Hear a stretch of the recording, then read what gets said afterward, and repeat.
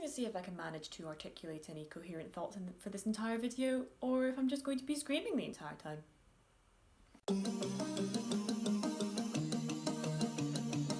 Hello everybody, and welcome to my spoilery discussion chat gush about The Infinity Courts by Akemi Dawn Bowman. As I said, this does contain spoilers, so if you want a sort of spoiler-free version, I did cover this in my April wrap-up video, so if you want to know what my spoiler-free thoughts were on this book, go ahead and check that out. But yeah, other than that, either stick around if you've read this book, or if you're one of those people that doesn't really mind if you get spoilers. But as I said, I will be going straight into spoilers because there's one thing that happened at the end I need to get to immediately. But yeah, without any further ado, let's gush. I'm in mourning over Gil. Like, okay, I knew this was going to be enemies to lovers with a twist. Was not expecting the twist to be that the love interest was just not a real person. Hello, after I got so attached as well, I was so attached to his character, like he was so sweet despite the fact that all he'd gone through, and him being kind of a dick to Nami was more just because of her views and he just didn't know if he could trust her and stuff, and then he did come to trust her and then it was all a lie. I'm not okay. Can't believe she did this to me. However, that does make me very interested in Galen as a character, because I kind of wasn't really feeling him at all. And I was just like, why are we spending so much time with this guy? Why do we care? And then all of a sudden, yeah, it turns out he's been with the Resistance all along, but doesn't really care about them, but maybe he does, I don't know. I really have no idea what that guy's motivations are, honestly. Just, yeah. Like, so, with the whole Gil-Kalen thing, is Gil, the character we saw in this, the real Kalen, or Kalen pretending to be Gil, so just completely a fake person, or what Gil used to be like and Kalen doing his best to do an impression of that, or something else entirely. I don't know, but because I'm not really attached to his character, I'm going to be very sad if we don't actually see him ever again. But however, as I said, it then adds a whole layer of depth to Kalen's character, because did he really fall for Nami? Has he actually got feelings for her? Is that why he lets her go at the end of the book? Or is, again, that just all part of his sort of whole thing where he's trying to get her to decide on his side and things like that? That was just, yeah, I have no idea what's going on, but that plot twist, and I should have seen it coming as well, because when I went back and I read it for a second time, and every single time Nami goes to Victory, to the parties and stuff that she infiltrates, Gil is always out scavenging, or just always missing and never present. It's just like, how did I not pick up on that?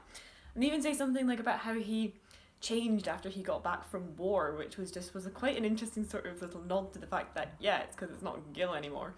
Very interested to see where that goes. If we're actually, I have a theory that we're maybe going to, or maybe not a theory, but I kind of want to see the real Gil, because they say that his sort of spirit, they used the cut on him and they think it dissipated and is gone forever. I wouldn't be surprised if his consciousness is floating around like we saw that other one, and we see him maybe at the end of the second book, maybe he turns up and then we actually get both Kalen and the real Gil. Wouldn't even be mad if there was a whole last love triangle there, that would be fun. But that would be interesting to see. I loved the world building in this as well. Just the four courts and what they represent, and I'm fairly sure they're based off of like the four horsemen of the apocalypse. Like, I might be wrong on that, but that's a cool concept. And the magic as well, I really want to see more of the magic, because I feel like we got a bit of an introduction to it. You got the casters, you got your veilers, you got your engineers, but we didn't actually see all that much of it, apart from just a little bit of what Nami's doing, and a little bit of, in the fight scenes and the action scenes, you gotta get a bit of there. I kind of want them to really delve into it a bit more, and maybe just see Nami as her powers grow. Cause is she a veiler? Is that what she is? I think she's a veiler, because obviously she can change her appearance, but then she was also able to make that knife towards the end, so can she maybe also do some engineering and things, or maybe she can do all three? That would be cool. Just love the world building. I love the theme of stars in this as well. The fact that the humans can see stars and the residents can't, and they say to each other, may the stars watch over you. Even in the darkest night, there's a star to light the way. I just love that little sort of just theme that's threaded through, and then obviously she follows the stars at the end to find that new place, which, what the hell's that? What's going on there? My theory for that is that's where maybe the souls of newborn babies go, because they said they didn't know where newborn babies' souls go, or babies' souls go if they die early. Or maybe it's just like another place where some people manage to get to. So who's going to be there, or is it going to be completely empty and she's just on her own? I'm so curious to see what that place is all about. I really just loved Nami's character. I absolutely found her whole you know, sympathetic, empathetic coexistence arc that she sort of traverses on. You know, she's not sure which side of the war she really lands on. The more time she spends with the residents, the more she sympathises with them and believes she can maybe show them a better way to exist, but she also completely understands the human side of it. I just really love that, and especially how she also ties everything back to her family. I know we only saw her family for like that first chapter, but I do like that she still thinks of them. You know, her entire motivation for a lot of this book is to make a better world for her sister, which is just, you know, so sweet and so adorable. And she's constantly thinking of her dad and the character he creates. You know, she also, you know, she sort of becomes Naoko herself. That's the sort of persona that she puts on. I just loved that there was that little tie back to her family. I wonder if we're maybe going to see any of them pop up later, if maybe enough time has passed in Infinity that they've died, either by accident or by old age. That would be interesting to see, but I'm probably feeling we're not going to go there. But that would be cool. That would be cool to see. But I do like that there's just that whole idea that she just is constantly thinking of her family, and she doesn't just forget them immediately, even though she's caught up in this war with this whole other cast of characters who could become her new family. And I loved that whole aspect about the fact that they say, yeah, you know, yes, none of us are related, but we are family. When you spend enough lifetimes with someone, they become your family. So I did like that, just, you know, that quick thought of, you know, what would humans do if they had like infinity together? Would they, you know, what would the bonds that they create look like?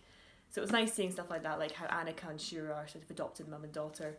Shura's my baby, and I don't want anything bad to happen to her. I am so stressed for her at the moment. I really want her to be okay.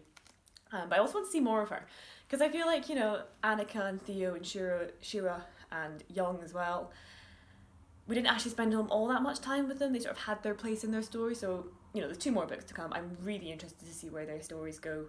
Are we going to see Eliza as well as another thing? Like, I don't believe she's gone. I think she might pop up later. Obviously in the second book, I think they're going to be going on a bit of a jailbreak. I have a feeling that'll be the plot. Very curious to see how that all goes down. I loved the theming in this book, all the conversations that she has with the other humans, with Kaylin, with Ophelia, about humanity, about forgiveness and coexistence. And I just really loved that perspective on it, because this is it's a fantasy sci-fi book about a war, like so many of them are, but this is the first one I've read that actually the main character questions the entire war itself and questions the motivations of both sides.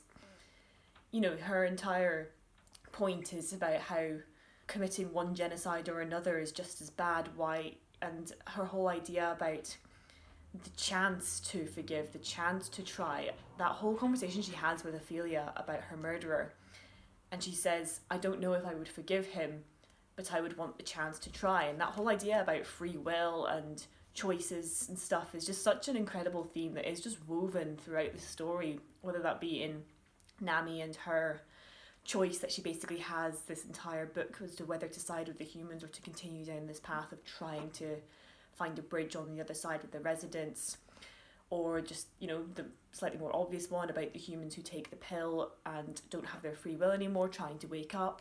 And again, as I said, then the sort of slightly more ambiguous free will to choose to forgive, to choose to try and coexist.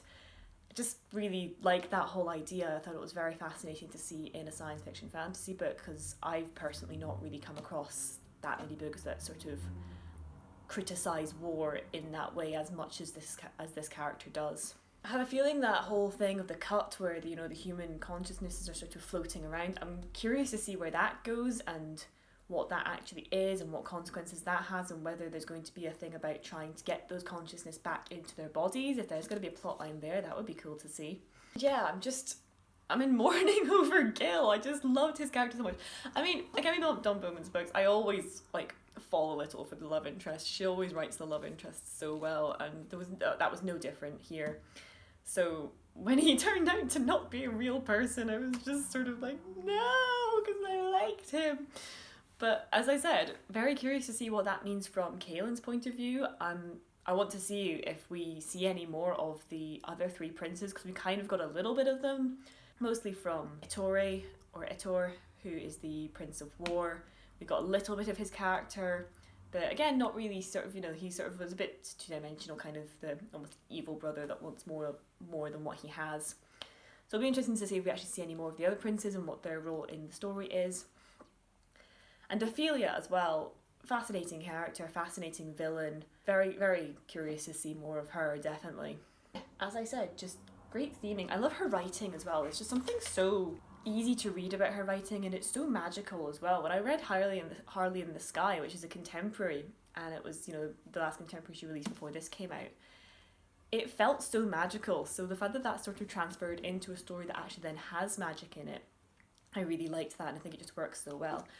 Speaking of just magic and stuff, the fact that this is a science fiction book technically, but it just walks the line between science fiction and fantasy so well that I have a hard time deciding which genre it really falls into, which I think is really cool. There's not really that many books I've read that sort of do that. But yeah, I was anticipating this book for such a long time. As I said, Akemi Dawn Bowman is one of my favourite authors ever, so the fact that she was then foraging into my favourite genre, I was just so excited about that, and obviously just the cover also got me very excited. I always get excited about a good book cover.